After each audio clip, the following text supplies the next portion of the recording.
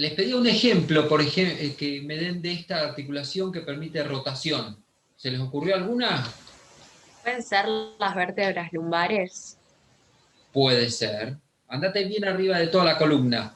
¿Cuál tenés como ejemplo un estandarte? Y tenés una en miembro superior también. Decime la de Dale, columna. dale.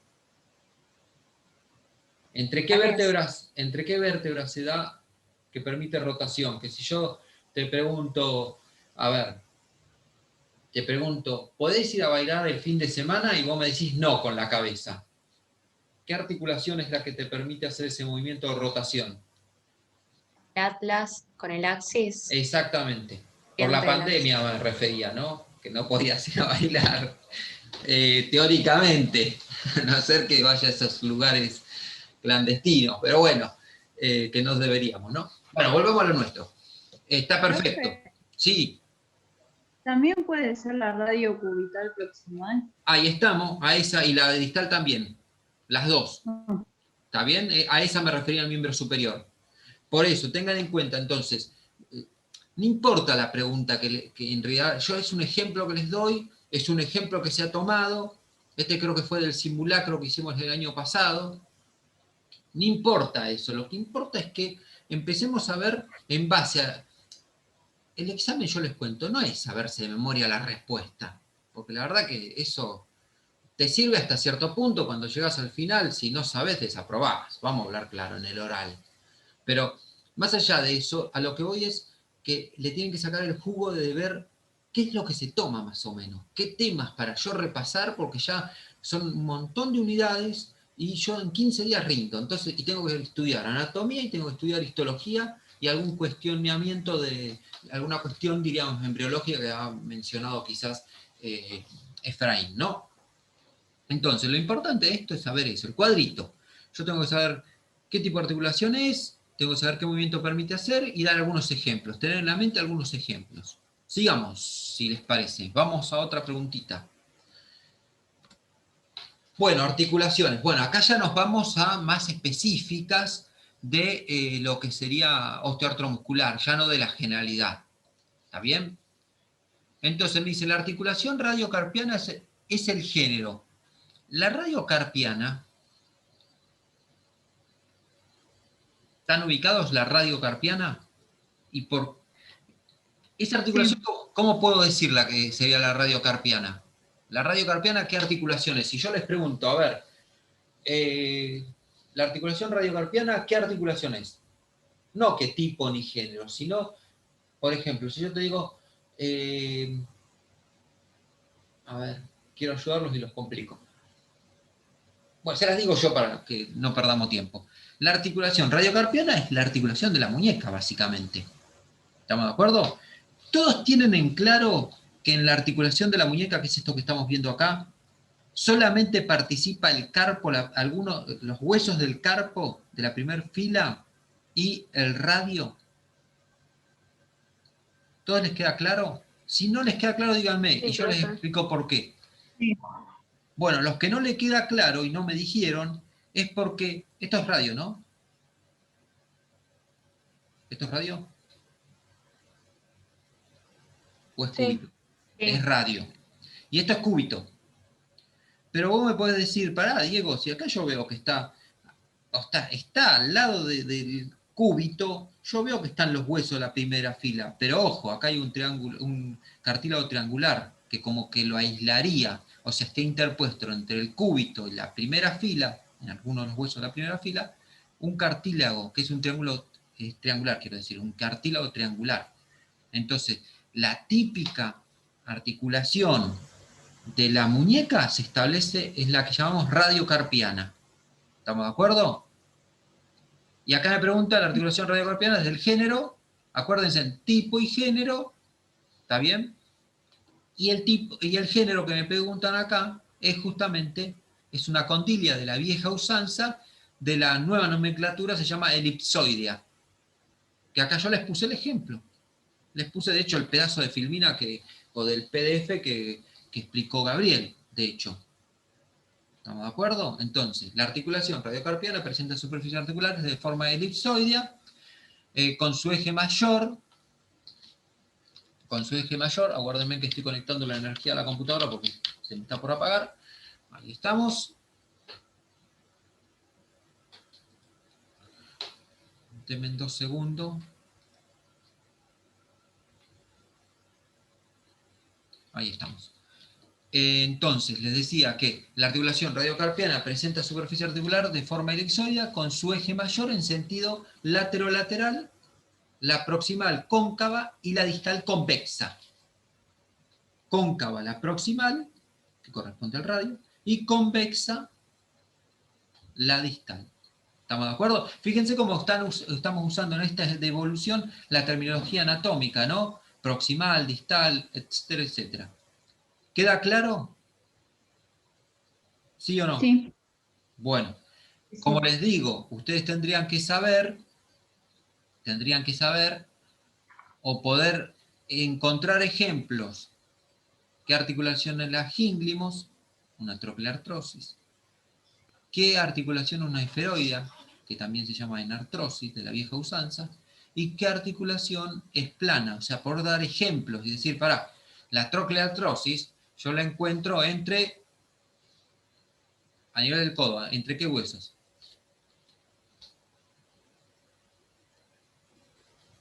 Trocleartrosis.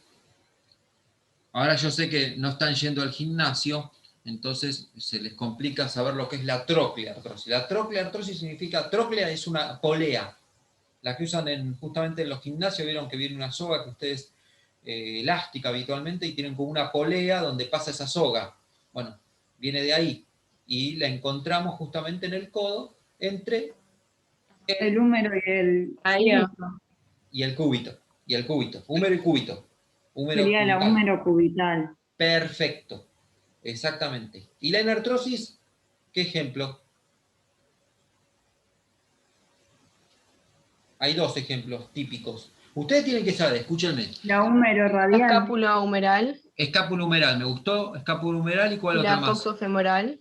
Y la coxofemoral, muy bien, las 2. Exactamente, a eso voy. Ustedes tienen que saber bien.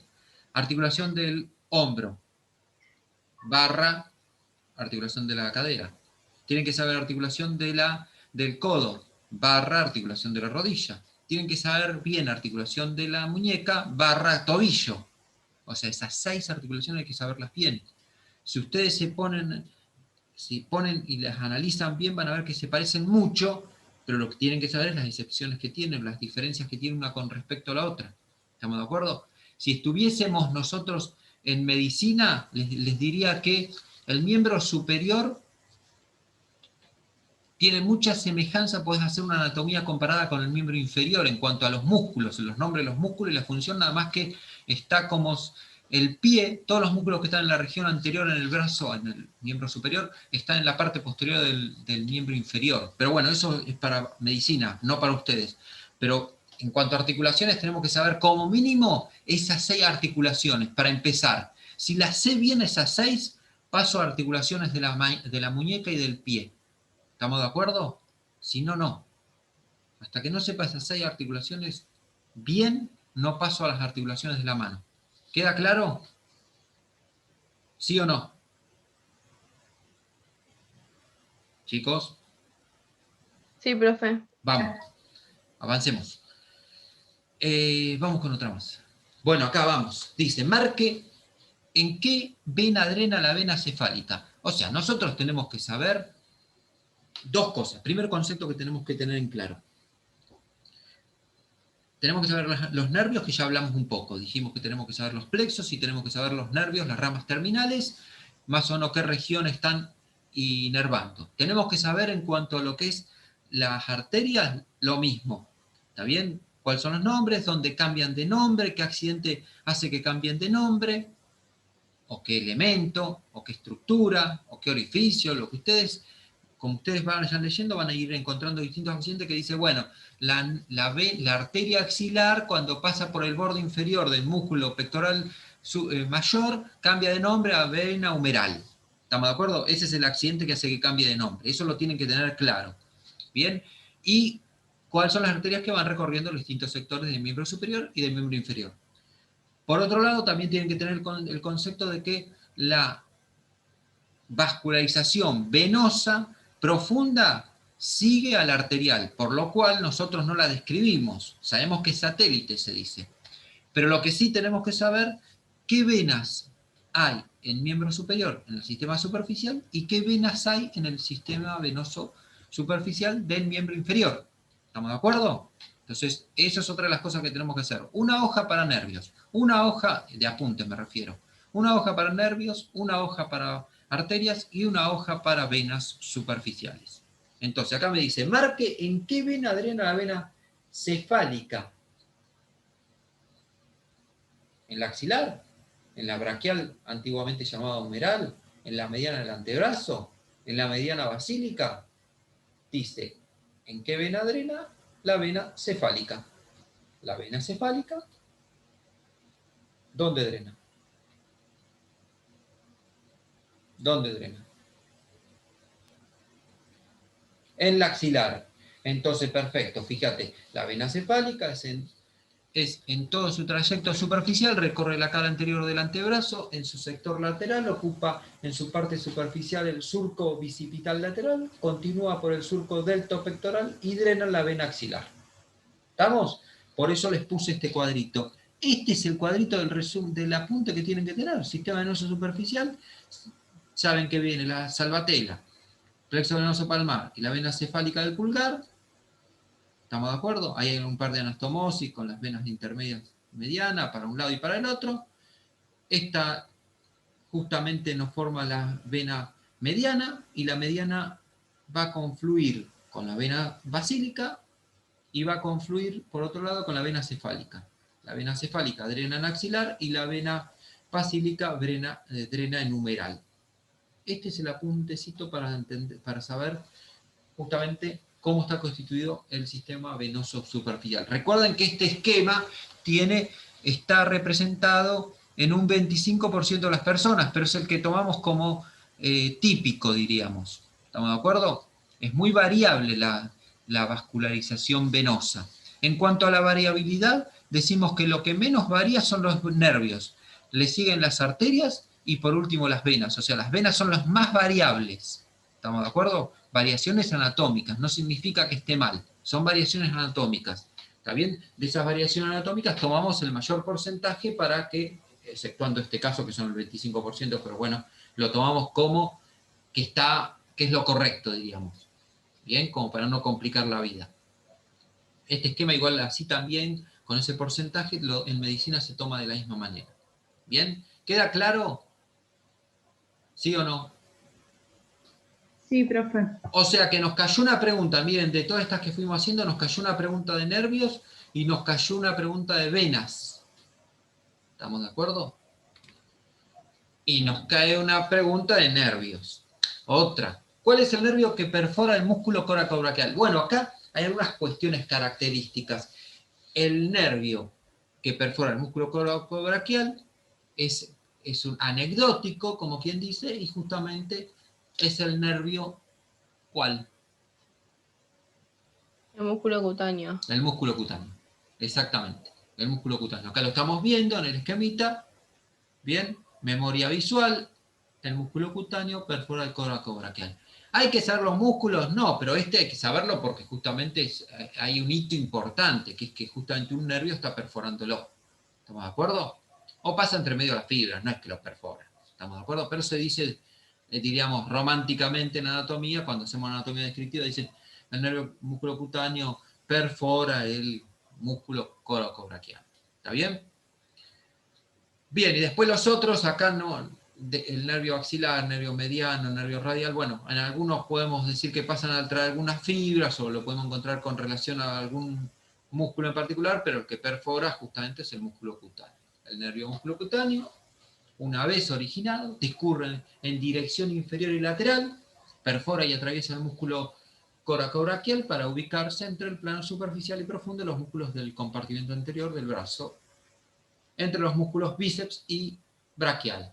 ¿Estamos de acuerdo? ¿Queda claro? Entonces, ahí tenemos que saber algún hito. ¿Saben por qué? Porque cuando ustedes no lo vieron, pero cuando uno en la presencialidad ve los preparados cadavéricos, es una de las cosas, uno de los reparos anatómicos que vas a buscar para saber cuál es ese nervio. Y empezás a hacer descarte con los otros nervios que vos tenés aquí. Indudablemente el que forma la M es el mediano. Ya acá tenés dos nervios, entonces tenés el mediano que lo pudiste descartar porque formó por la E, se forma por la M, por la rama interna y la rama externa, indudablemente.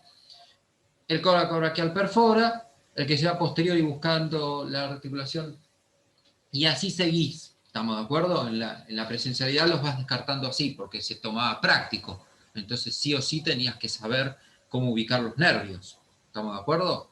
¿Queda claro? ¿Sí o no? Sí, sí. Vamos. Sí. Acá me dice, indicar el género de la articulación subtalar, o sea, la tálamo calcánea. ¿Está bien? Justamente la articulación tálamo-calcánea, o sea, la subtalar, es entre el hueso calcáneo y el astrágalo. ¿Bien? Entre el calcáneo, que es este que vemos acá, y el astrágalo que vemos acá. Este es un corte coronal a nivel de la articulación del tobillo. Esta es tibia y este es peroné. Este es maleolo peroneo o interno, perdón, o externo, y este es maleolo tibial o interno. Bien. Lo que está preguntando es esta articulación. Y justamente es una articulación del tipo de artrosis, y el género justamente es pivot o trocoide. ¿Estamos? Acá lo vemos acá. Bueno, acá vemos lo que sería la terminación del coso, pero acá básicamente la que preguntan es esta de aquí. Esta ya es un poquito más rebuscada. Venías con un examen más o menos de la parte de anatomía, vamos a decir, con 20 aprobadas o 22 aprobadas, y esta es la 23, 24 y 25, que son las que están discerniendo a ver si tenés una buena nota o estás más o menos en la parte más, en el promedio de notas, diríamos. ¿Está bien? Pero estamos dentro del tobillo, en cierta manera. Sigamos. Indique el elemento que se ubica más medial en el triángulo femoral de Scarpa. Bueno, acá es una pregunta donde primero tenés que saber qué es el triángulo de Scarpa. Y acá esto me da pie. Tenemos que saber regiones topográficas. Tenemos que saber axila. Tenemos que saber los desfiladeros del codo, o sea, el anterior del codo. Y tenemos que saber el canal del pulso, el canal de Guyon. ¿Estamos de acuerdo? Como mínimo eso en miembro superior. También tenés que saber lo que sería un desfiladero que es el decto pectoral, donde pasa la vena. También tenés que saber donde pasa el nervio cubital, que es el canal epitrócleo oleocraniano. Y en miembro inferior tenés que saber escarpa, el desfiladero de los vasos femorales, tendrías que saberlo, pero bueno, hagamos hincapié en escarpa, hacemos hincapié en lo que sería básicamente el rombo popliteo, y tenemos que saber lo que sería la mortaja tibio-peronea astragalina, los desfiladeros, diríamos, de premalleolares, la región premalleolar y las regiones retromalleolares, premalleolares y retromalleolares. ¿Estamos de acuerdo? A nivel del tobillo. O sea, sabiendo esas 6 regiones anatómicas, más o menos estamos como para poder contestar las preguntas claves, al menos. ¿Estamos de acuerdo? Fíjense en cómo vamos sumando hojas de nuestro apunte. ¿Estamos de acuerdo? Bueno, entonces indicar el elemento que se ubica más medial en el triángulo femoral de Scarpa. ¿Qué es lo más medial? Y la famosa, esta ya la conocen, de los elementos. Recuerden que todas las regiones anatómicas tienen un continente, que es los límites, y un contenido, que es lo que está dentro, diríamos. ¿Bien? Y acá es lo que ustedes ya saben. De medial a lateral van vena, arteria y nervio. El nervio femoral es este. ¿Estamos de acuerdo? Ustedes lo saben con otro dicho, pero yo digo de la parte medial a la lateral de las van. ¿Estamos de acuerdo? Ustedes ya lo saben, cuál es la regla mnemotécnica. ¿Sí o no? ¿Sí o no? ¿Sí? ¿O no? Yo sabía la de Van, nada más, pero no sé si hay otra. Sí, van, desde qué sector hasta donde van, Real. son de los testículos hacia afuera, en realidad lo decimos Ah, groseramente, van. ¿Estamos de acuerdo? sí. Así es la regla mnemotécnica. Pero bueno, listo. ¿Qué quise decir con esto? Que hay que estudiar regiones anatomotopográficas. Y ya dijimos, tenemos que saber la axila, tenemos que saber los desfiladeros que se encuentran en la cara anterior del codo, y tenemos que saber lo que es el canal de Bouchon, tenemos que saber lo que es justamente el canal radial, tenemos que saber triángulo de Scarpa, tenemos que saber rombo obliteo y todo lo que es la mortaja tibioperonea astragalina en el tobillo, o sea, lo que están los compartimentos premalleolares, retromalleolares y pretibiotarsiana, porque son justamente donde pasan elementos importantes y son tomables. ¿Estamos de acuerdo? Bien. Entonces se hacen un par de hojitas, uno de miembro superior y uno de miembro inferior, con continente y contenido, y analizan eso. La del rombo oblito es muy importante, como les decía, es muy tomable en realidad porque te lo pueden preguntar de superficial a profundo, cuál es la distribución de los elementos, y te lo pueden preguntar de anterior a posterior, que serían al revés. ¿Está bien? Bueno, este también es importante, pero no como región anatomotopográfica, ustedes se lo dan, sino más bien como identifica el nervio que se encuentra en relación con el borde inferior del músculo piriforme, o sea, el piramidal, que es este que está acá, el piramidal, fíjense, el borde inferior es este. ¿Qué nervio está por debajo? ¿Está el ciático? ¿Está el femoral? ¿Está el obturador? ¿Está el glúteo superior? Fíjense, dos descarto, ¿sí o no? Estos dos los puedo descartar, B y C, ¿sí o no? ¿Y por qué los podría descartar? Cuéntenme.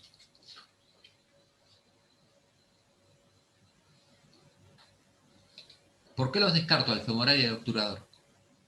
Bueno, el obturador, en realidad el femoral podría descartar más. El primero que puedo descartar es el femoral. ¿Por qué lo puedo descartar? Recuerden que esto es una vista posterior. Es el glúteo, está hecho una disección en forma de libro, o sea, este músculo que estamos viendo es el glúteo superior y es el que estaría superior mayor, ¿no?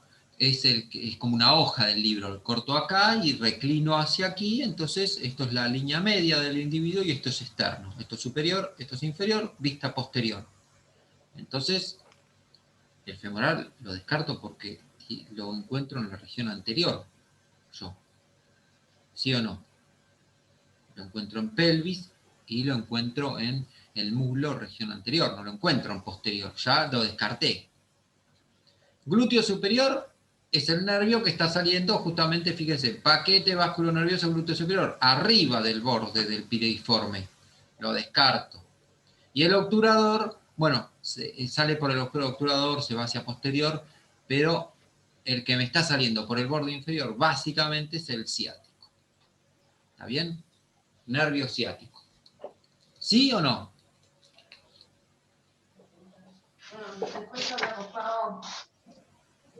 Chicos, ¿sí o no? Sí, profe. Perfecto. Sigamos entonces.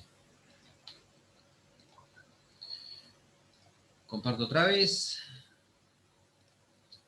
Bueno, entonces acá la explicación que yo les daba es que el nervio ciático, la rama terminal del nervio sacro, accede desde la pelvis hacia la región glútea, pasando por debajo del borde inferior del músculo piriforme, o piramidal como lo llamamos antes de la nueva nomenclatura anatómica. Bueno, acá vamos. Entonces, los nervios espinales atraviesan los forámenes intervertebrales, transversos, cervicales, medulares. Bueno, no se confundan con esto. Este orificio atraviesa, que está determinado, fíjense, entre el pedículo superior y pedículo inferior. ¿Bien? Y mientras van pensando, yo les cuento. La vértebra es un hueso irregular. ¿Por qué? Porque está constituida por un hueso plano y por huesos largos, que son las apófisis transversas y las espinosas, Entonces tenemos plano, perdón, tenemos corto, tenemos largos, que hacen como brazo de palanca, porque justamente acá se insertan músculos, tanto entre las apófisis espinosas como las apófisis transversas, que nos permiten hacer movimientos en las apófisis transversas, justamente de lateralidad en la columna, y la espinosa de flexo-extensión. Entonces son como brazo de palanca. Y los pedículos y las láminas que estarían por acá son planos. ¿Y qué función cumplen? Protección de la médula. Entonces puedo decir que es un hueso mixto porque está integrado por las 3 clases de huesos que conozco. El corto, los planos que son pedículos y láminas, y los largos que formarían las apófisis espinosas y transversas. ¿Bien?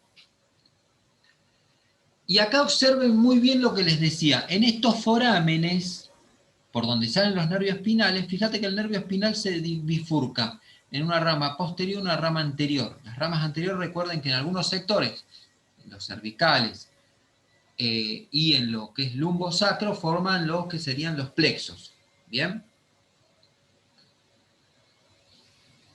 Entonces, lo que me está pidiendo acá, ¿qué nervio? Dice, los nervios espinales atraviesan los forámenes intervertebrales, que se constituyen entre el pedículo superior y el pedículo inferior. Y que todo esto acá no lo vemos, pero está revestido por lo que se llama el ligamento amarillo. ¿Bien?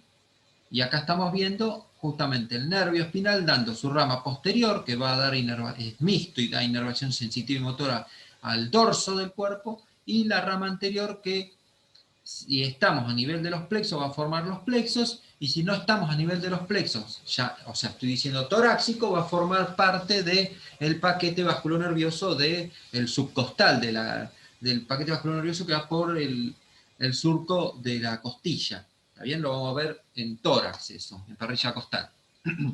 ¿Queda claro? Iluminó un poco lo que hablábamos en algún momento cuando vimos columna, pero todavía no habíamos visto neuro. Ahora ya habiendo visto, quiero decir, todo lo que es neuro, todo lo que es columna, podemos interpretar mejor qué es este orificio intervertebral. ¿Sí o no? Profe, ¿también se puede llamar agujero de conjunción? Exacto, exactamente. Muy bien. Entonces acá yo puse que atravesando el foramen intervertebral se encuentran los elementos que entran y salen del conducto vertebral. En este nivel, justamente, en este nivel, el nervio espinal correspondiente pasa por el foramen y en la región profunda de este se encuentran sus 2 raíces y su ganglio anexo a la raíz dorsal. Ojo, que el ganglio anexo a la raíz dorsal está dentro, acá adentro, no está afuera, ¿eh? Lo que está afuera son las cadenas simpáticas paravertebrales, que ustedes ya vieron.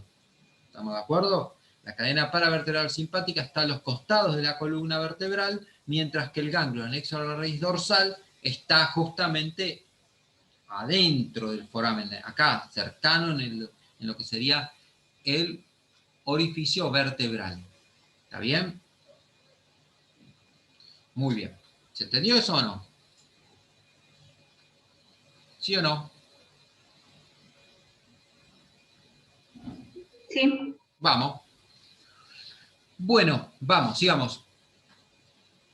Una concavidad hacia posterior y una convexidad hacia anterior se corresponde con lordosis cervical, sifosis cervical, lordosis torácica y sifosis torácica. ¿Qué haría yo si estaría en presencial con el choice en la mano?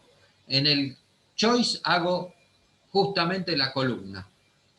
¿Y cómo la hago? Yo sé que la curvatura sacra tiene esta disposición, o sea que es cóncava hacia adentro y convexa hacia afuera. Hago una contracurva, ahí estoy en lo que es lumbar, hago una contracurva y es torácica, y hago una contracurva y es justamente cervical. Entonces acá me dice, una concavidad hacia posterior. Concavidad hacia posterior tengo a nivel cervical y a nivel lumbar. Y una convexidad hacia anterior. Bueno, los 2 lugares. Entonces acá busco ya. Bueno, ¿tiene que ser cervical o tiene que ser lumbar? Entonces, ¿en cervical es lordosis? Sí.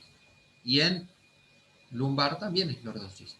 Entonces, lordosis cervical, sí, esta para mí es mi correcta. Cifosis cervical no, porque dijimos lordosis. Lordosis torácica, no, es cifosis la torácica. Cifosis torácica, claro, pero acá me pregunta una concavidad hacia posterior, y esta es una concavidad hacia anterior. Entonces me quedo con la primera. ¿Entendieron?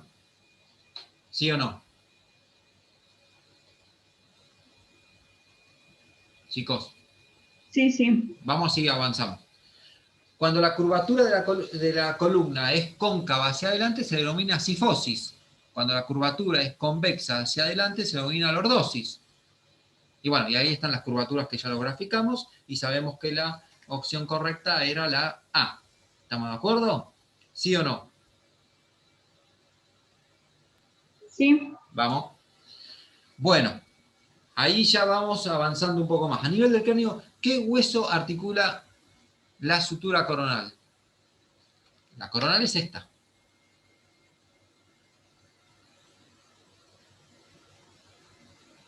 Entonces se está articulando el hueso frontal, esto es anterior, esto es posterior, esto es lateral, lateral, una vista superior. Entonces este es frontal y estos son los parietales. El frontal con los parietales.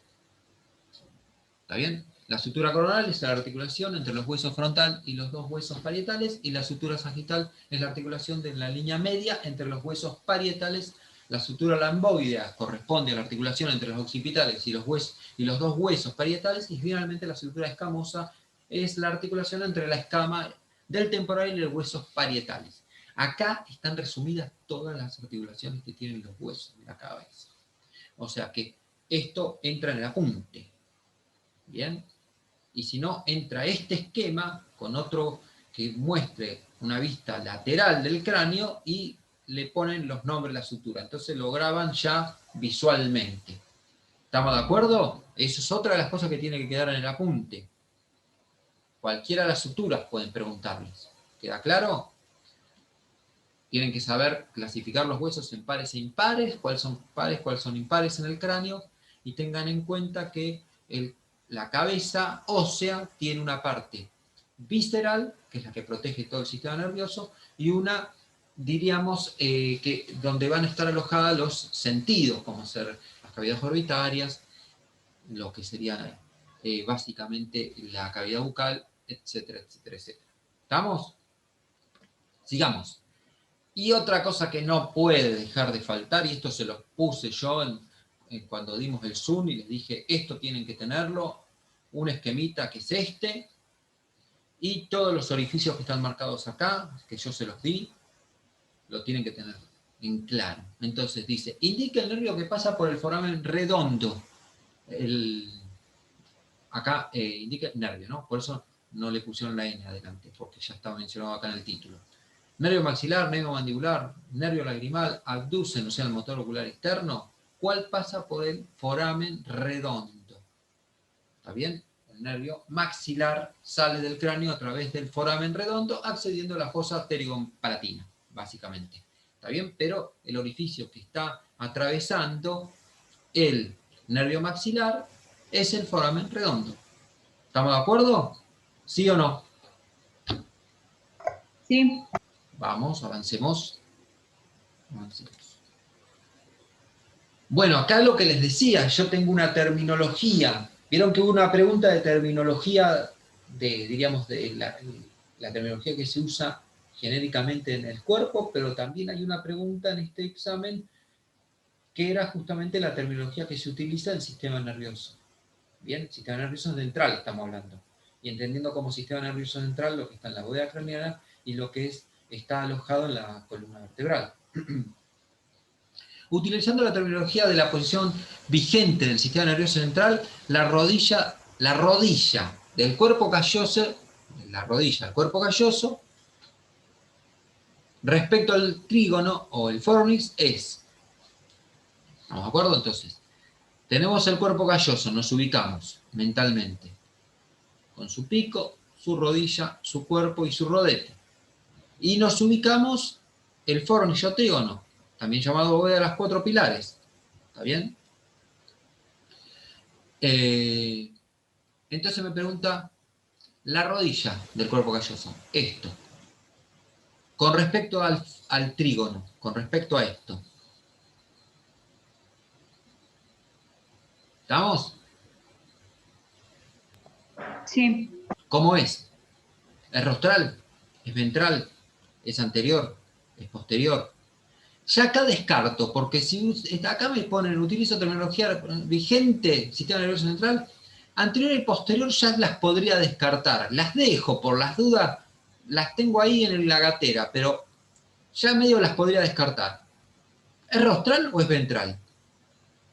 Está rostral. Esto es rostro, esto es caudal, entonces es rostral. Esta es mi respuesta correcta. ¿Estamos de acuerdo? Ponerle que en vez de ponerme acá lo que es el cuerpo calloso y el trígono, me hubiese puesto cerebelo y protuberancia.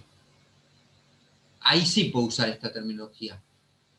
Ponerle que la protuberancia, ¿cómo es con respecto al cerebelo? Es ventral con respecto al cerebelo. Esto es ventral y esto es dorsal.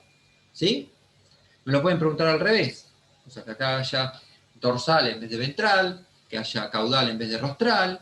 Y esta terminología anterior y posterior, ya el tipo que ya está piola, ya sabe que dice sistema nervioso central, o sea, terminología de la posición vigente, ya anterior y posterior la puedo descartar y me quedo con estas dos y analizo estas dos. Y me quedo con rostral. La rodilla del cuerpo calloso se encuentra por delante del fornix y al ser estructuras del diencéfalo, la terminología correcta es rostral. Acuérdense que esto que estamos acá, diencéfalo es esta parte más central, son parte de los núcleos de la base. En realidad esto no es núcleo de la base, sino serían comisuras interhemisféricas. Tanto el cuerpo calloso como el fornix o trígono son comisuras interhemisféricas. El término ventral hace referencia a estructuras que estén por debajo y las otras dos justamente no son correctas para describir el sistema nervioso. Estamos de acá. ¿Estamos de acuerdo? ¿Sí o no? Sí. Perfecto, avancemos. Bueno, y acá estamos metidos en el sistema nervioso y dice, ¿qué son las fibras comisurales? Fibras de sustancia blanca que unen circunvoluciones homólogas de ambos hemisferios. Formaciones interhemisféricas de sustancia gris. Fibras que unen diferentes sectores corticales del mismo hemisferio. Fibras de comunicación entre la corteza cerebral y niveles subcorticales. Es teórica, es bien teórica esta pregunta. ¿Estamos de acuerdo? Y justamente las fibras de sustancia blanca que unen circunvoluciones homólogas de ambos hemisferios es la respuesta correcta. Eso es una fibra comisural. Las formaciones interhemisféricas relacionan partes equivalentes en ambos hemisferios cerebrales y pueden contener tanto sustancia blanca como sustancia gris. Dentro de ellas se encuentran las fibras comisurales. Por ser fibras son sustancia blanca, es decir, axones, y por ser comisurales relaciona partes homólogas de ambos cerebros. Como ejemplo, formaciones interhemisféricas podemos mencionar a las adhesiones interhemisféricas, el septum pellucidum, el cuerpo calloso, la comisura blanca anterior y la comisura blanca posterior. Estas tres últimas están formados por fibras comisurales. ¿Estamos de acuerdo? Ahí tenés la definición y está ampliado todo lo demás. ¿Estamos bien? Es bien teórica esta. ¿Sí? Si ustedes se analizan, si se corta, vamos con el mismo link un ratito más, ya falta menos. Si ustedes analizan, les decía, es una de las preguntas difíciles, si queremos decir, de estas 25 que constituyeron la parte de anatomía. ¿Bien? ¿La habían visto ya estas preguntas? No.